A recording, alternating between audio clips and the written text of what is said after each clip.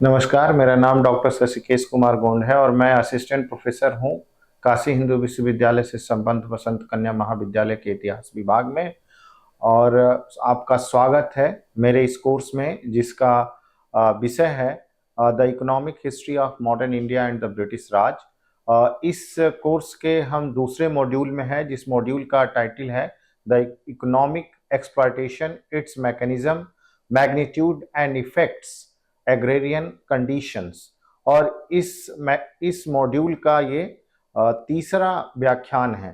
पिछले व्याख्यान में हम लोगों ने ये देखने की कोशिश की थी कि कैसे जो ब्रिटिश ईस्ट इंडिया कंपनी है वो बंगाल पे अपना नियंत्रण स्थापित कर रही है और किस तरीके से उसे बंगाल, बिहार और उड़ीसा की अस्थाई जमींदारी, या अगर हम कह लें दीवानी का जो अधिकार है वो उसे प्राप्त हो रहा है, जिसे कंपनी और अधिक अपने फायदे के लिए प्रयोग में लाना चाहती है या अपने अधिकारों का विस्तार करना चाहती है। तो कंपनी इसके लिए तमाम तरह के हर एक प्रयास करने की कोशिश कर रही थी। शुरुआत या आरंभ काल से अगर हम देखें अपने पिछले व्याख्यान को इस मॉड्यूल में, तो हम लोगों ने ये भी देखने की कोशिश की कि कैसे ब्रिटिश ईस्ट इंडिया कंपनी के द्वारा अलग अलग फैक्ट्रियों की स्थापना बंगाल के अलग अलग क्षेत्रों में की गई और उसके बाद जो बंगाल के परवर्ती नवाब थे, इसका मतलब है कि जो सिराजुद्दीन दौला या अलीवर्दी खां उनसे पहले जो रहे थे, उन नवाबों के साथ कंपनी का एक जो तालमेल था वो बैठाने की कोशिश की जा रही थी, या कंपनी अगर उसमें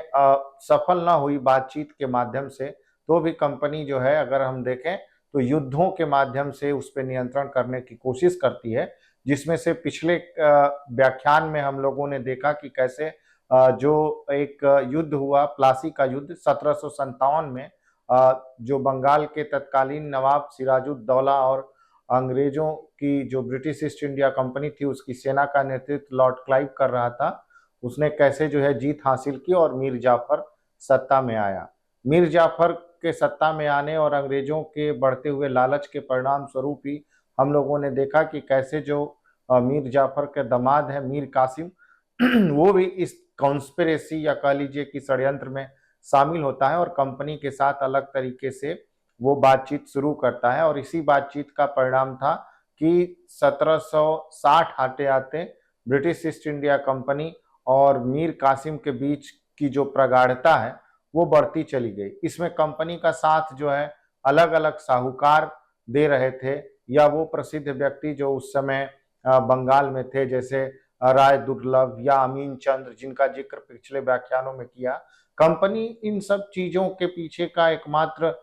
उसका उद्देश्य ये था कंपनी का कि वो अधिक से अधिक भारत से लाभ कमाना चाह रही थी। उसको ये बात पता थी कि बंगाल एक समृद्धशाली क्षेत्र है और यदि वो उस पर नियंत्रण स्थापित करती है तो उसको भरपूर धन प्राप्त होगा और उस धन का इस्तेमाल वो न केवल अपने व्यापार के लिए बल्कि भारत जैसे समृद्ध भूभाग पे नियंत्रण स्थापित करने के लिए भी करेगी। तो इसी क्रम में हम लोग देखेंगे आज का व्याख्यान संख्या 3, जिसका विषय है the company struggle for the complete economic supremacy over Bengal and the battle of Buxar. कि कैसे कंपनी जो है बंगाल के ऊपर पूर्ण आर्थिक नियंत्रण स्थापित करने के लिए अपना एक संघर्ष शुरू कर रही है। उसको संघर्ष कम बल्कि हम ये देखेंगे कि चतुराई भरा जो कदम है वो दिखाई देगा, और दूसरा अंततः जो है वो युद्ध के रूप में परिणित होता है, जिसका फायदा कंपनी को मिलता है। और अनफॉर्चुनेटली अगर हम देखें या फॉर्चुनेटली कंपनी के दृष्टिकोण से देखें तो कंपनी जो है भारत में सफल होती है अपना एक बड़ा साम्राज्य स्थापित करने में, जिसमें सबसे महत्वपूर्ण भूमिका बक्सर का युद्ध है। तो इन परिस्थितियों में हम देखते हैं कि मीर कासिम जो षड्यंत्र कर रहा था और फिर वो नवाब बनने के क्रम में है, और उसने 1760 में कंपनी के साथ एक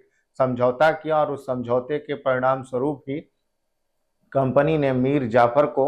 बंगाल के नवाब पद से हटाते हुए कलकत्ता में पेंशन दे के भेज दिया और दूसरी तरफ बंगाल का नवाब मीर कासिम बना। तो आइए हम इसी को आगे इस क्रम में देखते हैं, मीर कासिम को बंगाल के नवाब के रूप में, कि मीर कासिम का जो बंगाल के नवाब के संदर्भ में जो कार्यकाल है वो कार्यकाल किस तरह का रहा है। क्योंकि मीर कासिम का अगर हम देखें जो एक टेन्योर कह लीजिए, क्योंकि ये बहुत बड़ा तो टेन्योर नहीं है, लेकिन फिर भी 4 या अगर हम कहें 3 सालों का जो ये कार्यकाल है, ये कार्यकाल बंगाल के लिए और दूसरा कंपनी के लिए भी एक चुनौतीपूर्ण हमको दिखाई पड़ता है। बंगाल के में की जो परिस्थितियां थी, वो परिस्थितियां बहुत ही अगर हम देखें तो सामान्य नहीं दिखती हैं, क्योंकि एक तो बंगाल का नवाब चाहे कोई भी रहा हो सिराजुद्दीन दौला के बाद, वो अपनी स्थिति मजबूत करने की कोशिश करता रहा था। और दूसरा ये है कि कंपनी, जैसा कि सिराजुद्दीन दौला के पहले एक नवाब हुआ करते थे अलीवर्दी खां। अलीवर्दी खान ने सिराजुद्दीन दौला को समझाते हुए कहा था ब्रिटिश ईस्ट इंडिया कंपनी के संदर्भ में कि ब्रिटिश ईस्ट इंडिया कंपनी एक मधुमक्खी की छत्ते की तरह है, जिसमें अगर जितना जरूरत है तो अगर आप शहद ले रहे हैं तो ठीक है, नहीं तो अगर आप छोड़ते हैं या छेड़ते हैं उसको, तो वो जो है आपको बहुत ज़्यादा नुकसान पहुंचा सकती है। धीरे धीरे कंपनी ने इस बात को सही साबित किया और हम देखते हैं कि बंगाल के नवाब को राजनीतिक और आर्थिक तौर पे नियंत्रित करने की कोशिश की। चूंकि कंपनी का व्यापार बढ़ रहा था बंगाल में, कंपनी की सेना बढ़ रही थी बंगाल में, कंपनी अलग अलग क्षेत्रों में राजस्व वसूलने का अधिकार प्राप्त करती जा रही थी। चाहे अगर हम देखें बाद के वर्षों में कलकत्ता में उसको एक अपना विस्तार करने का अधिकार मिला, कालीघाट में, गोविंदपुर में, और जो और दूसरे गांव थे उन जगहों पे वो हिस्सा बढ़ता बढ़ता चटगांव तक पहुंच गया और चटगांव तक के व्यापार को नियंत्रण कर रही थी। इसके साथ ही साथ अस्थायी तौर पे उसे बंगाल, बिहार, उड़ीसा में भी अपना व्यापार करने और राजस्व वसूलने का अधिकार प्राप्त हो गया और कंपनी ने इसका भरपूर फायदा उठाया। और हम देखेंगे कि इस फायदे का किस तरीके से प्रयोग कंपनी अपने साम्राज्य विस्तार के लिए करती है या आगे आने वाले समय में करेगी। मीर कासिम की जो स्थिति है बंगाल के नवाब के रूप में, क्योंकि जाहिर सी बात है कि मीर कासिम ने कंपनी का सहायता लिया है तो कंपनी को रिवार्ड भी चाहिए। और कंपनी को जब हम देखें पुरस्कार के तौर पे चीजें दी दे रहा है नवाब, तो नवाब कहाँ से देगा? नवाब बंगाल से जो उसको आय प्राप्त हो रहा है, तो बंगाल से आय कैसे प्राप्त हो रहा है? अलग अलग जो टोल टैक्स या चुंगी कर जो बंगाल के हिस्सों में लगाया गया है उससे, इसके अलावा बंगाल के व्यापारियों से प्राप्त होने वाली आय से भी उसे काफी कुछ मिल रहा है। तो इस परिस्थिति में जो उसके पास आय के संसाधन हैं वो स्थानीय तौर पे वसूल की जाने वाली भू राजस्व, स्थानीय तौर पे वसूल किए जाने वाले जो व्यापारिक कर, या अगर हम कहें और दूसरे व्यापारिक जो टैरिफ हैं उन टैरिफ्स के माध्यम से बंगाल के नवाब की आर्थिक अगर हम कहें जो जरूरतें हैं वो पूरी होती हैं। तो बंगाल एक समृद्धशाली क्षेत्र है और इस क्षेत्र में कंपनी अपने व्यापार का विस्तार भी चाहती है, इसलिए उसने जो है उसके इस उद्देश्य की पूर्ति मीर जाफर नहीं कर पा रहा था, तो इसलिए उसने मीर कासिम को नवाब के तौर पे स्थापित किया। तो नवाब के तौर पे मीर कासिम जो है 1760 में हम देखते हैं कि वो आता है और मीर जाफर जो है उसको पेंशन देके और कहीं भेज दिया जाता है। जैसे ही वो आता है तो उसका जो किया गया वादा था, जिसमें उसने अंग्रेजों के साथ एक संधि की थी कि अगर वो बंगाल का नवाब बनता है तो अंग्रेजों को या अंग्रेजी कंपनी को कई सारे विशेषाधिकार मिलेंगे व्यापारिक, जिसमें हम देखते हैं कि कंपनी को सिलहट के चूने के व्यापार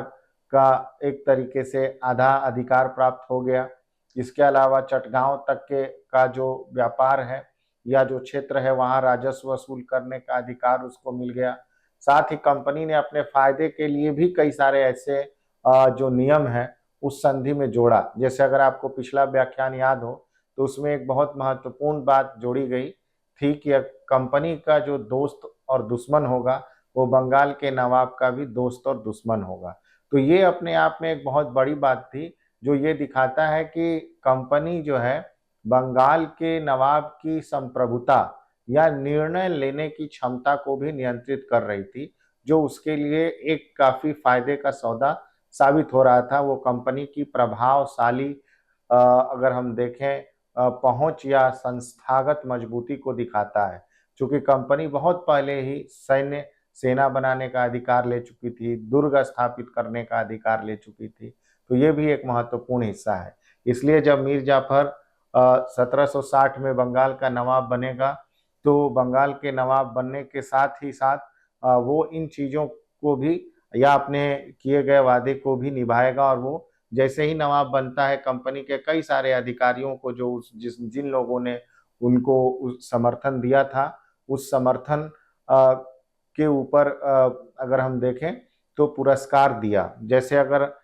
उदाहरण के लिए अगर इसमें से कुछ देखने की कोशिश करें, तो जो प्रमुख सैन्य अधिकारी जिनमें से एक था वेनिस्टार्ड, उसको 5 लाख रुपया दिया गया नवाब की ओर से। उसी तरीके से जो हॉलवेल एक दूसरा सैन्य अधिकारी था, उसे 2 लाख रुपए 70,000 2,70,000 रुपए दिए गए। उसी तरीके से कैलेड एक और अधिकारी था, उसको 2 लाख रुपए की राशि दी गई, केवल इसलिए कि वो नवाब का समर्थन किए थे, या जिन लोगों ने नवाब को समर्थन दिया था बंगाल में उसको सत्ता में लाने के लिए। इसके अलावा मीर कासिम जो है ये भी बहुत अच्छे से जानता था, मुख्य तौर पे अगर हम उसको समझ के दृष्टिकोण से देखें, कि अंग्रेजों को के साथ वो तभी तक सही से रह सकता है जब तक कि अंग्रेज चाहें। इसका मतलब यह है कि ब्रिटिश ईस्ट इंडिया कंपनी किसी के साथ भी अगर दोस्ती कर रही है, तो वो अपने फायदे के लिए कर रही है। अगर उसका फायदा उसमें नहीं है, तो वो अपनी दोस्ती को इस आधार पे नहीं रखेगी कि केवल दोस्त होने के चलते उसको नवाब या राजा बने रहने दें। अर्थात वो ये जानता था कि जब तक वो कंपनी के लिए एक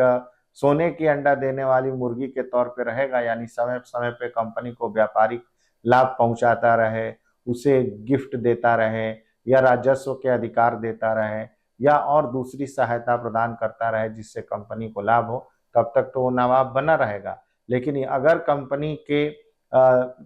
लिए वो कहीं भी बाधक साबित होता है, तो इसमें कोई दो राय नहीं कि भारत से कंपनी उसके बंगाल के नवाब के पद से उसको हटा सकती थी। तो ये भी सिराजुद्दीन दौला के बाद की जो परिस्थिति है, उन परिस्थितियों के दृष्टिकोण में मीर कासिम ये बहुत अच्छे से जान रहा है। इन परिस्थितियों के चलते मीर कासिम जो है अपने आप को सुदृढ़ करने, राजनीतिक और आर्थिक तौर दोनों ही तौर पे सुदृढ़ करने की वो कोशिश करता है, जिससे कि वो कंपनी के प्रभाव को अपने यहाँ से कम कर सके, और उसके लिए वो तमाम प्रयास करने की कोशिश करता है। दूसरी तरफ क्लाइव है, जो कंपनी को उस समय नेतृत्व प्रदान कर रहा है। क्लाइव भी इसमें लगा हुआ है कि किसी तरीके से बंगाल में और अधिक पैसा कमाया जाए, और अधिक जो है लाभ कमाया जाए, और कंपनी की आर्थिक स्थिति को मजबूत किया जाए, और इस तरह के तंत्र स्थापित किए जाएं, इस तरह के मैकेनिज्म सेटअप किए जाएं, जिससे कंपनी को लगातार लाभ प्राप्त होता रहे। इन परिस्थितियों में हम देखते हैं, अगर हम मीर कासिम के व्यक्तिगत तौर पे देखने की कोशिश करेंगे, तो मीर कासिम जो है इससे पहले नवाब बनने से पहले पूर्णिया और रंगपुर जो दो क्षेत्र हैं, उन क्षेत्रों का वो गवर्नर रह चुका था, जिसको हम सूबेदार बोलते हैं। और इसके साथ ही साथ उसका काम करने का जो अनुभव था इन क्षेत्रों में, वो बहुत ही ज़्यादा सफल रहा था। इसलिए वो इस तरह के व्यक्तित्व के तौर पे था जिसने एक सफल कार्यकाल के तौर पे गवर्नर के तौर पे इन क्षेत्रों में काम किया था। तो अंग्रेजों के साथ जो होने वाले उसका संबंध था, या अंग्रेजों के प्रभाव को कम करने के लिए उसने सबसे पहले क्या किया, उसने जो है बंगाल की राजधानी का परिवर्तन किया। जो पहले मुर्शिदाबाद थी, उसे वो मुंगेर बिहार में ले गया, जिससे कि बंगाल से दूर रह सके वो, और खास तौर से जो लोग उसके खिलाफ षड्यंत्र कर रहे हैं, उन षड्यंत्रों के खिलाफ भी वो रहे। और साथ ही साथ अगर हम देखें तो इस तरह की चीज़ों को भी वो करने में सफल हो, जिससे कि उसकी अपनी राजनीतिक सत्ता की बनी रहे। और इसके लिए जरूरी ये था कि वो इसमें और अधिक अपने आप को मजबूत करता रहे। इसके लिए उसने और भी कई महत्वपूर्ण सारे कदम उठाए, जिसमें अगर हम देखें तो मुख्य तौर पे वो चाहता था कि जो बंगाल की सेना है, वो उसका गठन इस तरीके से किया जाए जैसे यूरोप की आधुनिक सेनाओं का किया जाता है, उसको उस तरीके से मजबूती प्रदान की जाए। इसके लिए उसने आधुनिक हथियारों को के उत्पादन पे भी जोर दिया, और हम देखते हैं कि मुंगेर के पास एक गन और तोप बनाने के कारखाने की वो स्थापना करता है, जो एक बहुत ही महत्वपूर्ण कदम था, जो अंग्रेजों को बिल्कुल भी पसंद नहीं आएगा। आगे चल के हम देखेंगे। तो मीर कासिम एक तरीके से अपने आप को वो मजबूती देने की कोशिश कर रहा है। दूसरे तरफ वो ये भी देख रहा है कि बहुत सारे जो स्थानीय जमींदार हैं, सूबेदार हैं, या अगर हम कहें कि जो व्यापारी हैं, साहूकार हैं, वो बंगाल के नवाब के की आज्ञाओं का पालन नहीं कर रहे हैं। यानी बंगाल के नवाब को वो सही तरीके से एक तरीके से उसकी इस रूप में नहीं देख रहे हैं जिससे कि उसकी सत्ता को वो मानते हों, बल्कि उनमें से कई सारे लोग अंग्रेजी कंपनी का साथ दे रहे थे और कई सारे लोग जो है अंग्रेजी कंपनी के अलग अलग तरह के संयंत्रों में वो शामिल थे। इसलिए वो चाहता था कि सबसे पहले जो लोग कंपनी का साथ दे रहे हैं उनको भी ठीक किया जाए, यानी उनको भी दंड दिया जाए। और इसके लिए जो है वो एक व्यक्ति हैं बिहार के जो उप सूबेदार थे, उनका नाम था राम नारायण। तो राम नारायण को वो सोचता है कि इस तरह से दंडित करे जिससे बाकी लोग इससे सबक सीखे। चूंकि राम नारायण ने बिल्कुल भी मीर कासिम को उस तरह की कोई भी जानकारी नहीं दी थी। चूंकि वो सूबेदार था तो राजस्व से संबंधित जितने भी तरह की जानकारियां हैं वो दे नहीं रहा था। दूसरा ये है कि उसके बात को वो नहीं मान रहा था और साथ ही साथ कंपनी का वो घोर समर्थन भी कर रहा था। ऐसी परिस्थिति में मीर कासिम ने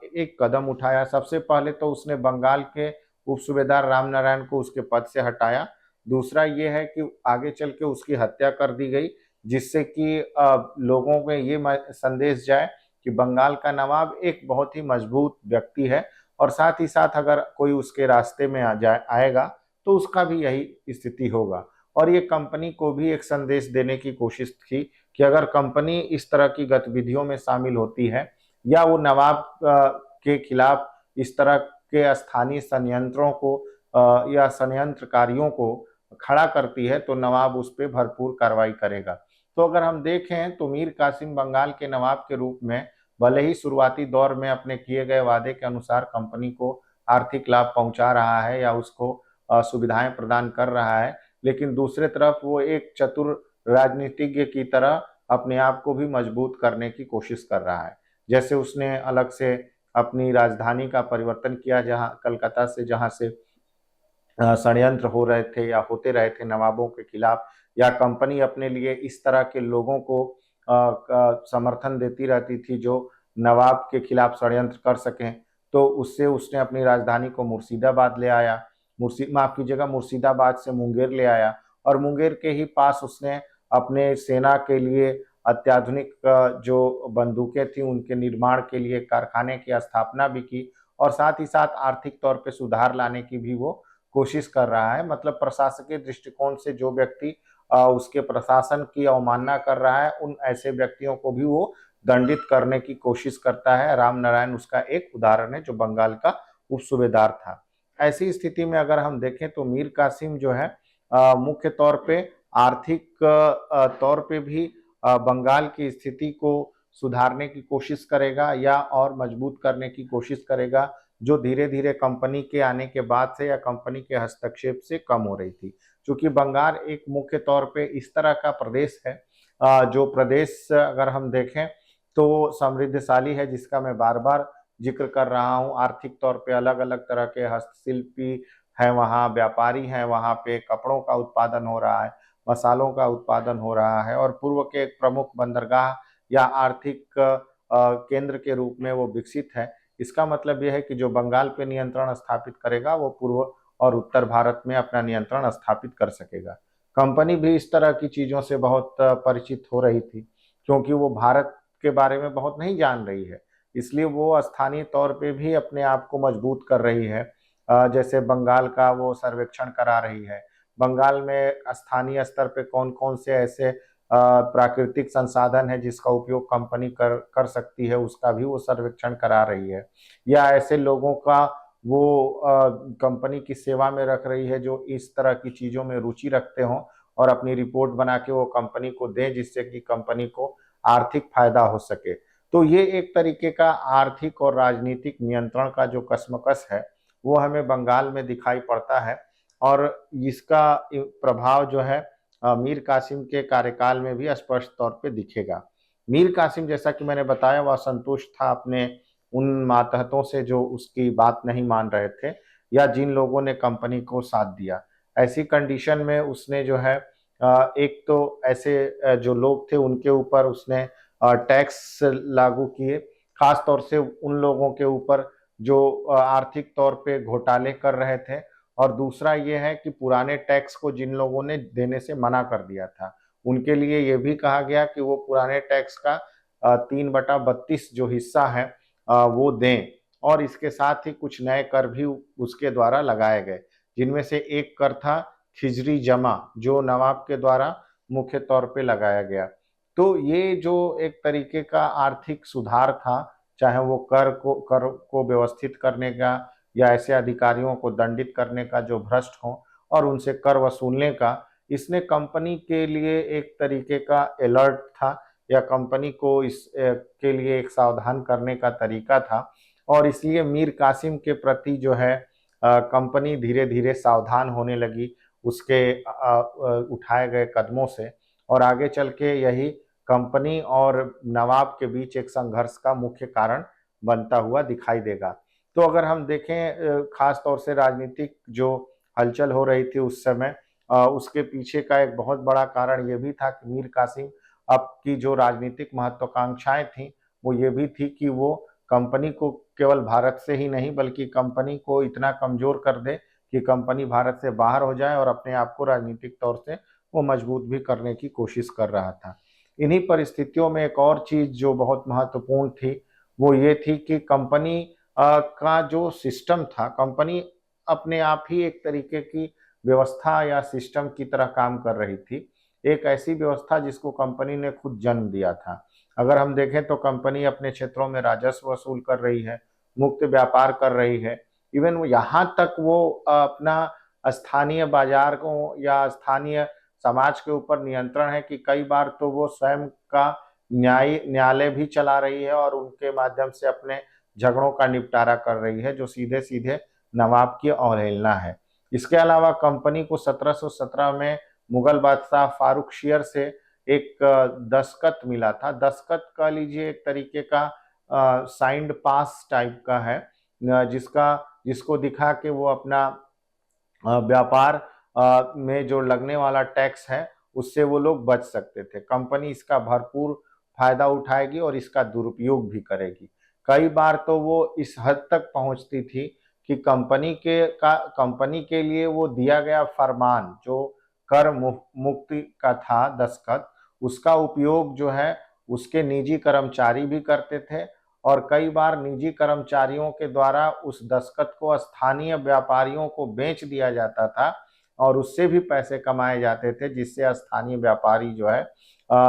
टैक्स छूट में लाभ ले लेते थे। ऐसी कंडीशन में नवाब को आय का स्रोत व्यापार से लगने वाले मिलने वाला कर या अगर हम कहें राजस्व संग्रह का जो था वो धीरे धीरे कम हो रहा था। दूसरी तरफ कंपनी जो है अपने लिए व्यापार के उन तमाम रास्तों को खोल रही थी। तो इन परिस्थितियों को अगर हम देखें तो नवाब कंपनी से बिल्कुल भी संतुष्ट नहीं है और कंपनी के इन चौतरफा कामों के चलते अगर हम देखें दस्खत के उपयोग के चलते वो सभी चीजें